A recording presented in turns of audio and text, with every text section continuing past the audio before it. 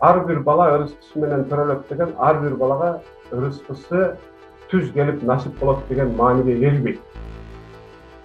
Бүгүн адамдар, дүйнөдө бардык адамдар толугу менен иш таштаса, табияттын ошол дан, өсүмдүк, мөмө жемиш, жашылча өзү өндүрүп берген табияттын продукциясыны мисалы бааласа, бүгүнкү баа менен жылына ар bir адамга 800 АКШ долларына көп келе турган bir өндүрүм бере алат.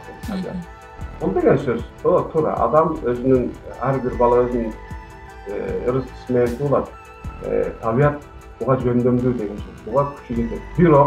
Бирок ар bir балага ошол өндүрүлгөн нерсе түз келип насип болбой башка себеби бүгүн билебиз, дагы статистикалык маалымат ачкачылыктан улам күнүнө 300гө чукул жаш бала өлөт. Булардын көбү түштүк жарым шардагы өлкөлөрдө, Африка баштоо менен бирге. Демек, ар bir бала өзүнүн ырыскысы менен төрөтө өлбөш керек болчу да. Дагы башка нерсе, бүгүн ырыскы курсак тоюу деген нерсе менен гана чектелбейт. Бүгүн ырыскынын ичине туура медициналык камсыздоо жетиштүү. Ошол эле учурда жакшы билим алуусуна жетиштүү камкордук көрүү бул ырыскынын ичинде. Себеби эскиден биз мурда биз дегенде адамдар бир канча кылым болсо, курсагыбыз тойсо эле жашап жүрө берген болушубуз. Эки эле маселе, курсак тоюш керек, анан коопсуздук алыш, найза кылычтарды алып. Бүгүн биз тең тайлашып, дүйнөдө эң алдыга озуп бараткан маданият менен, өлкөлөр менен тең тайлашып, жарышып жашаш үчүн курсак тойгозуп, найза көтөрүш жетиштүү эмес бүгүн. Бүгүн татыктуу билим алыш керек. Бул орто мектепти бүтүү же университетти бүтүү эмес. Бүгүн уже университетти бүтүү деген сөз өлкөн өлкөлөрдө кандайдыр бир көрсөткүчкө мындай бир мааниге ээ болбой баштады. Мунун үстүнө магистратура, докторантура дагы керек болсо тереңдетип иштеп кетиш керек. Ошон үчүн ушуларды камсыздай алган учурда гана ошого карап баланын санын көбөйткөн туура болот. Себеби бала бул Кудайдын аманаты.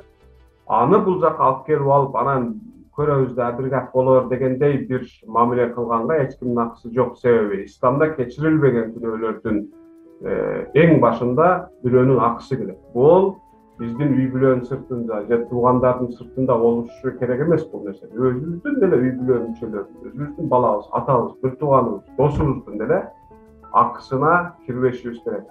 Бир баланы алып келип алып, бул дүйнөгө же бир канча баланы алып келип алып, анан